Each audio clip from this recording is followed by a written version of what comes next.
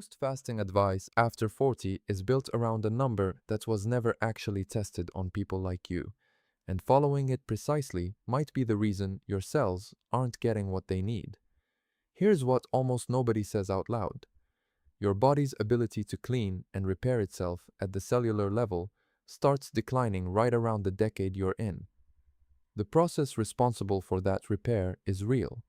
It's well documented, and fasting can trigger it. But the way most people fast isn't getting them there. The window is wrong, the context is wrong, and for a significant portion of people over 40, the protocol itself is creating a problem it claims to solve.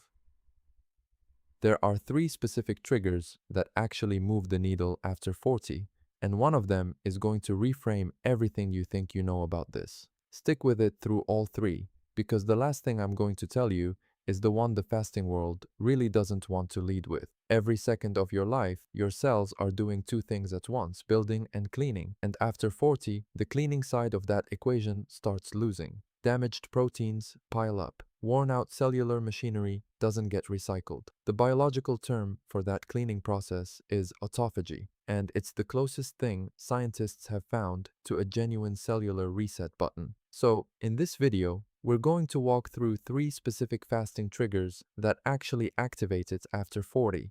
And by the end, there's one thing almost nobody in this space is talking about. Something that completely reframes the way you should be thinking about fasting at this age. I'll get to it at the end, and I want you to stick around for it because it genuinely surprised me. Now, you've probably seen the 16-8 content. Skip breakfast, eat in an 8-hour window, done. And to be fair, that protocol does something. But here's where almost all of that content quietly misleads you. Autophagy is not an on-off switch. Think of it more like a dimmer, one that gradually brightens the longer your fast extends.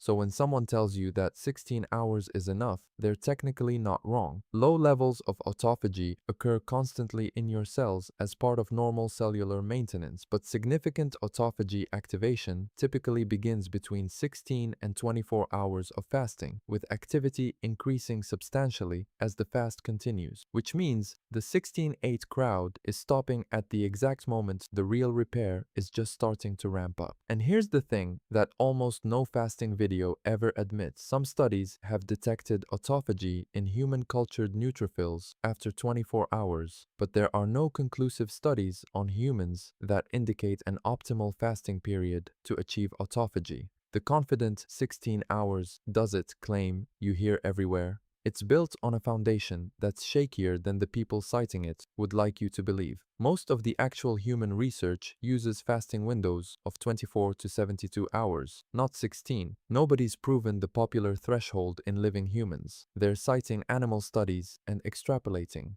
So keep that in mind as we go through these three triggers, because the nuance here is the whole point. Trigger 1. Duration.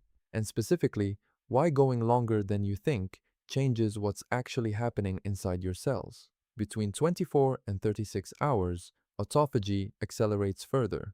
Research shows autophagy begins to increase significantly after 16 to 24 hours of fasting, with peak levels typically occurring between 24 and 48 hours. So, if you've been doing 16.8 consistently and wondering why you're not getting the cellular results people talk about, the honest answer is that you're probably not crossing the threshold where the deeper repair actually kicks in.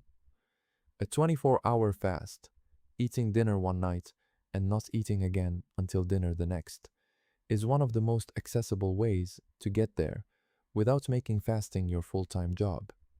You don't have to do it every day. Even once or twice a week changes the equation.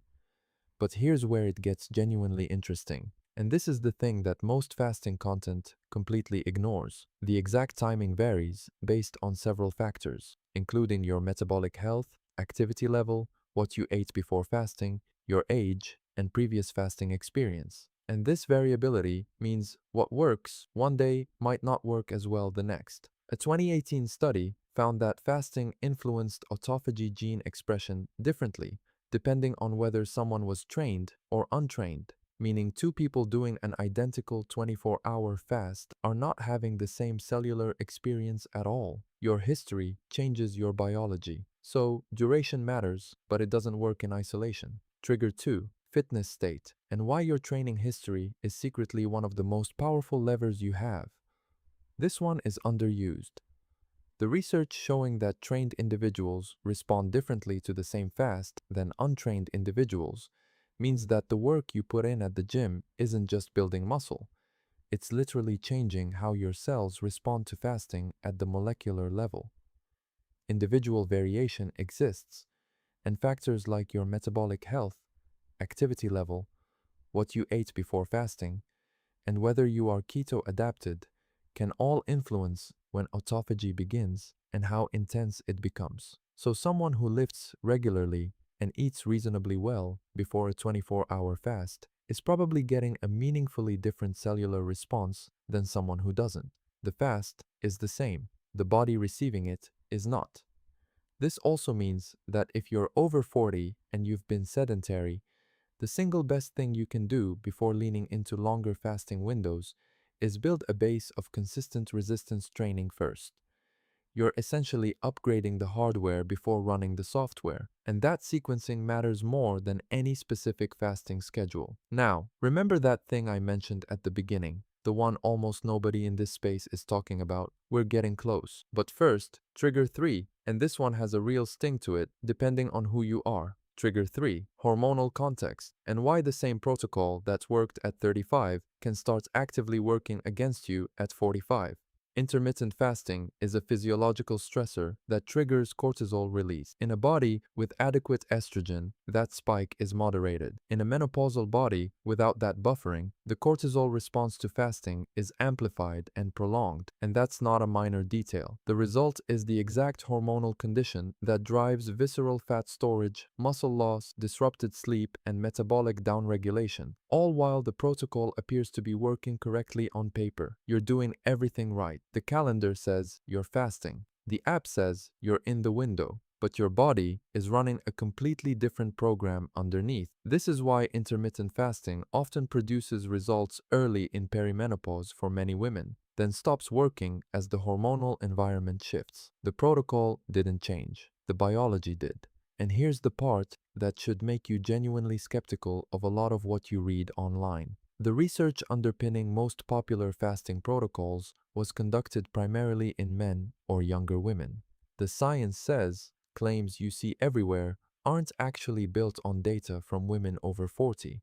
That's not a fringe opinion. It's a documented gap in the research. Cortisol naturally peaks in the morning and decreases throughout the day, aligning with your circadian rhythm. Cortisol levels increase when you fast, and on top of that, declining estrogen levels during menopause further increase cortisol levels. So, you're stacking a fasting stress signal on top of an already elevated cortisol baseline without the hormonal buffer that used to absorb the hit. Chronically high cortisol may also be responsible for the visceral fat that surrounds the abdominal organs, one of the health issues that raises your risk of heart disease. So, the very thing you're fasting to prevent might be getting worse because of how you're fasting. There's also a timing piece here that almost nobody talks about. For women who are still cycling, perimenopausal rather than fully postmenopausal, fasting is more likely to backfire specifically in the week before a period, when estrogen drops and the body becomes more sensitive to cortisol. That's a specific, actionable window to ease off longer fasts, not push harder through them. And for men, particularly men over 70, the longer is always better assumption carries its own risk. Individuals with the longest fasting duration, over 12.38 hours, had a significantly higher risk of cardiovascular disease mortality compared to those with a normal fasting duration. And this elevated risk was particularly pronounced in males and individuals over 70 years old. A fasting duration of around 11.49 hours correlates with the lowest mortality risk in that population. So, the sweet spot, at least for older men, is actually shorter than almost every fasting influencer would have you believe. If any of this is landing differently than you expected, drop a comment below. I'm genuinely curious whether the cortisol piece or the mortality data is the one that caught you off guard. And If you know someone doing aggressive fasting past 40 who hasn't heard any of this, this is the video to send them. Okay, here's the thing I promised at the beginning. After everything we just covered, the dimmer switch, the fitness state, the cortisol problem, a growing number of exercise and nutrition scientists working specifically with menopausal and perimenopausal women are quietly moving away from intermittent fasting as the primary tool. And what they're recommending instead isn't a supplement, it's breakfast, specifically a substantial protein-first meal within an hour of waking, timed to work with the morning cortisol curve rather than extend the fasting window through it. The logic is straightforward. If cortisol peaks in the morning and fasting amplifies that peak, then eating strategically in the morning modulates the spike before it compounds. You're aligning with your body's rhythm instead of fighting it. That's a real plot twist for a video called Fasting Triggers. But the honest version of this topic has to include it. So here's where we land. Autophagy is a dimmer, not a switch. And most people are stopping it at the level of ambient light when they could be getting floodlights. Duration matters, and the research points to 24 hours and beyond as where the deeper cellular repair actually lives. Your fitness history changes how your body responds to the same fast. So resistance training isn't optional, it's part of the protocol. And hormonal context, especially after 40, determines whether fasting is doing the work you think it is, or quietly creating the exact problems you're trying to solve. The goal was never just to fast. The goal was to give your cells the conditions they need to clean house. Sometimes that means going longer, sometimes it means going easier, and sometimes it means eating breakfast. If you want to go deeper on the cellular side of this, specifically how your mitochondria respond to fasting and exercise together, that video is right there. It connects directly to everything we just covered, and it's one of the more surprising ones we've put together.